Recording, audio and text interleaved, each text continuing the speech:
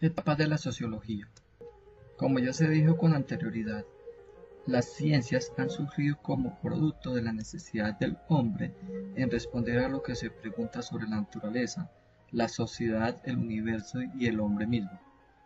La sociología surgió entonces para ocuparse de lo que encontramos en la siguiente definición. La sociología es la ciencia que se ocupa de los grupos sociales, sus formas internas o modos de organización, los procesos que tienden a mantener o a cambiar estas formas de organización y las relaciones entre grupos. Un tema tan complejo como los grupos sociales requiere conceptos precisos y exactos, términos técnicos cuidadosamente definidos. La sociología es considerada como la más joven de las ciencias sociales. Aparece en unos momentos históricos trascendentales para la humanidad. La revolución industrial estaba en Europa en su apogeo. Los anteriores señores feudales y aristócratas, dueños de la tierra y de los medios de producción desde la Edad Media, y quienes detentaban el poder estaban siendo reemplazados por la burguesía naciente. La Iglesia Católica había perdido su hegemonía debido a las reformas y a las ideas de la Ilustración. Ello significaría que los hechos sociales tendrían una realidad independiente de las tesis providencialistas que habían marcado el pasado. Hasta el siglo XIX el hecho social permaneció dominado por especulaciones filosóficas y de tipo religioso.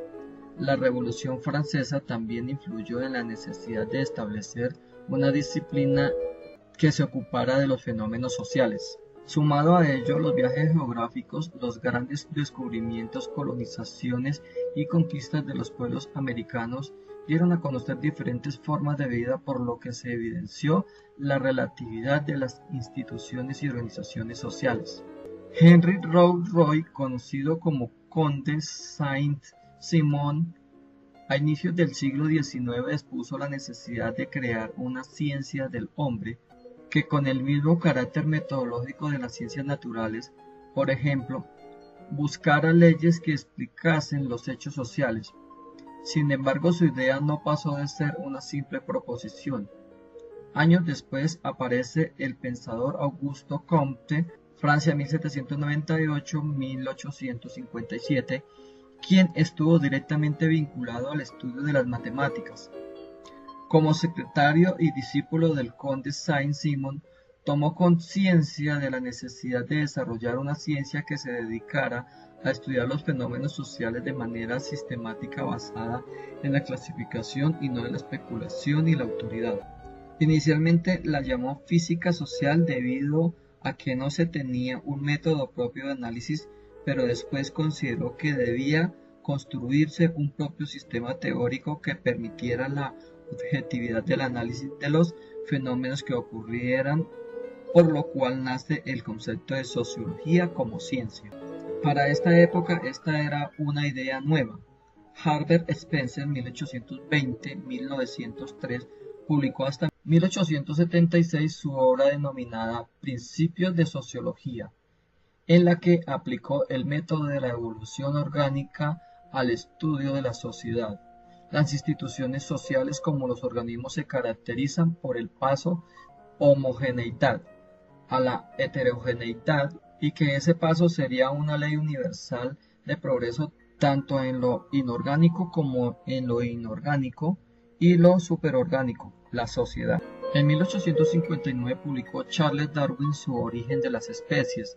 Spencer asimiló rápidamente los nuevos conceptos darwinianos. Tenían algún parentesco con sus propias ideas y observó muy característicamente que había sido el primero en descubrirlos, refiriéndose a dos de sus artículos publicados en 1859, Westminster Review. Paralelo a dichos pensamientos aparecen los razonamientos de los cooperativistas como Robert Owen, 1771-1858, que, motivados por los pensamientos humanitarios de rechazo a la explotación de la clase obrera que sufría las consecuencias del desarrollo del capitalismo, sin seguridad social y con extenuantes jornadas laborales, con el trabajo pesado de mujeres y niños, intentaban mejorar el orden social sin lograrlo.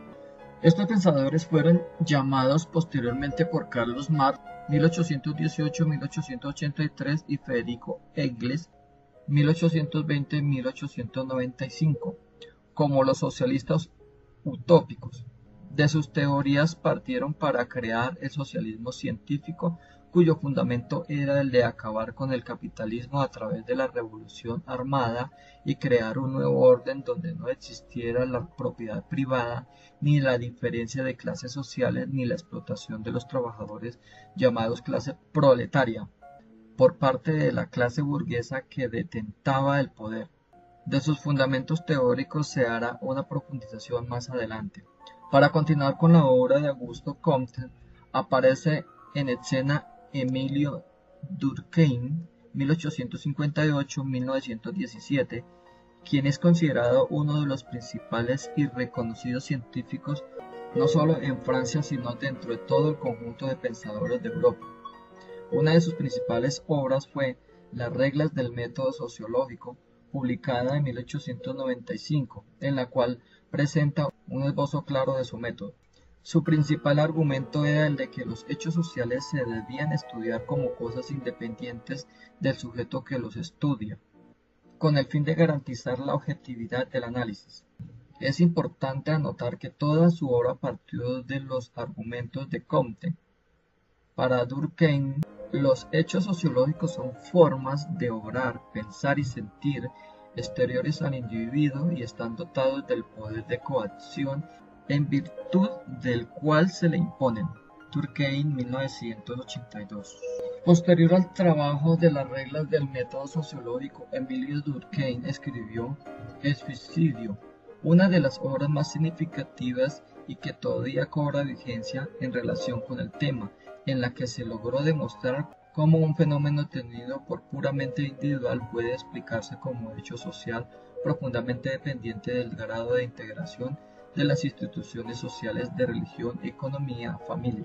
Adolf Quetelet, 1796-1874, estadístico belga, después de diversos estudios y aplicaciones a fenómenos sociales, llegó a la conclusión de que en los fenómenos sociales, por lo general, prevalece una curva de distribución. Él fue el primero en revelar la posibilidad de usar estadística como instrumento para conocer los fenómenos sociales. Hasta finales del siglo XIX no empezó la sociología a emplear el método estadístico, y hasta el siglo XX no apareció el neopositivismo orientado cualitativamente. Max Weber, 1864-1920, también es considerado como uno de los iniciadores de la sociología en el mundo. Entre sus aportes más significativos a la teoría sociológica está la obra La ética protestante y el espíritu del capitalismo, en la que logra demostrar cómo la religión influye en el desarrollo económico de toda Europa. Desarrolla conceptos tales como la clase, el estatus y las estructuras de autoridad. Las fundaciones norteamericanas tuvieron una gran importancia en la institucionalización de la sociología en Europa y América Latina, a través del patrocinio de estudiantes para que realizaran trabajos por fuera de las universidades, exportando las formas de hacer investigación y de interpretar los procesos sociales, las emigraciones de intelectuales europeos a Estados Unidos en las épocas de guerra y su posterior regreso, en algunos casos después de concluido el conflicto. Favoreció la importación de las técnicas de investigación y teóricas y la difusión de autores. Ángel, 2004, página 29. Dentro de este mismo periodo de la Guerra Fría, en el bloque de la Unión de Repúblicas Social Soviéticas, se inició desde 1946 un proceso de difusión de manuales de materialismo dialéctico e histórico para difundir las premisas del marxismo, proceso que estuvo acompañado de la consolidación del socialismo en cuanto a la ideología y política. Es en este contexto histórico-social en el cual el estructural funcionalismo y el marxismo se erigieron en paradigmas hegemoníacos de las ciencias sociales. Después de terminada la Guerra Fría, estos dos paradigmas que se presentaban como contradictorios eran muy parecidos en su metodología de hacer ciencia. el mundo social aparecían vistos como una doctrina donde se contraponían lo objetivo versus lo subjetivo, la estructura versus el individuo, lo macro versus lo micro, lo material versus lo ideal, la explicación casual versus la interpretación, tomando partido por lo objetivo, la estructura, lo macro, lo material y la explicación basada en las causas. Ángel, 2004, página 30. Lo que se contrapone a lo que ha venido sucediendo desde las últimas 2 décadas, donde los temas primordiales que se quedaron por fuera en el estructural funcionalismo y el marxismo, como lo subjetivo, lo micro, lo individual, se toman como aspectos fundamentales para entender lo que está pasando en las actuales relaciones sociales. Se tiene en cuenta la importancia de lo que sucede en el interior del sujeto estudiado y lo subjetivo cobra especial valor. Esta es realmente la discusión en todas las ciencias, la separación entre el objeto de estudio y el sujeto que investiga. Desde las miradas tradicionales los científicos deben estar alejados del objeto que estudian, pero en la realidad este tema ha sido muy cuestionado porque en las investigaciones sociales no es fácil separar al investigador de su objeto de estudio que, para el caso concreto de la sociología, no es un objeto sino un sujeto que tiene sentimientos, deseos, valores, creencias, y es precisamente la labor del investigador interpretar ese sentir desde la misma subjetividad que no por ello deja de ser real. Esto se verá cuando se analice la propuesta de Pierre Bourdieu, quien dice que los sociólogos y sociólogas deben cuestionar el punto de vista desde donde están analizando lo social. Su postura política, religiosa, cultural, de género, de sexo, todo lo que los rodea y en especial cómo se va a presentar el resultado de un trabajo académico que se supone objetivo.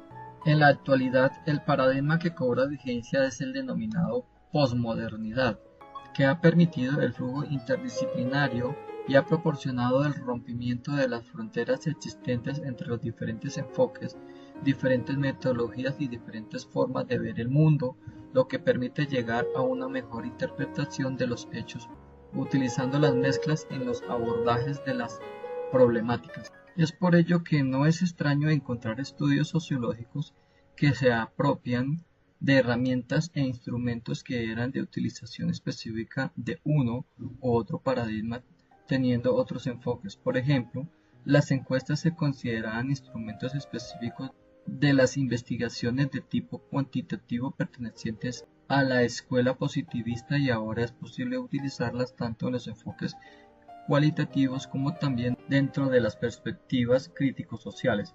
En la siguiente tabla se exponen los principales enfoques que la sociología ha utilizado para analizar las problemáticas sociales con sus principales autores. Enfoques de la sociología. Enfoques objetivistas y estructuralistas. Escuela positivista y funcionalista. Augusto Comte, 1798-1842. Emilio Durkheim, 1854-1917. Talcott Parsons, 1902-1979. Estructuralismo y tradición etnolingüística. Ferdinand Saussure, 1957-1913. Marcel Mauss, 1872-1950. Claude Lévi-Strauss, 1908-1990. Michel Foucault, 1926-1984. Marxismo clásico y neomarxistas. Carlos Marx, 1918-1983. Antonio Gramsci, 1991-1917. Louis Althusser, Marxismo estructuralista, 1918-1991. Jürgen Habermas, Marxismo y teoría crítica, 1929. Sociología interpretativa y tradición fenomenológica. Tradición europea. Edmund Husserl, 1850-1938. Max Weber, 1864-1920.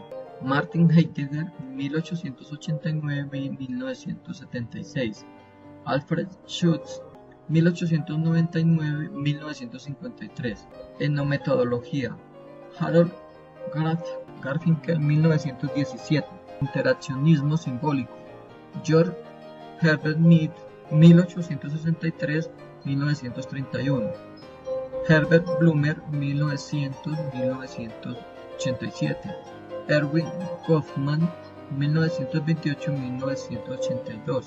Otras propuestas subjetivas vigentes, Pierre Bourdieu, 1930-2002.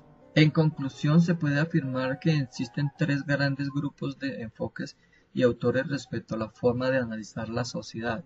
En el primer grupo se encuentran todas las propuestas que le dan mayor énfasis a las estructuras sociales o totalidad.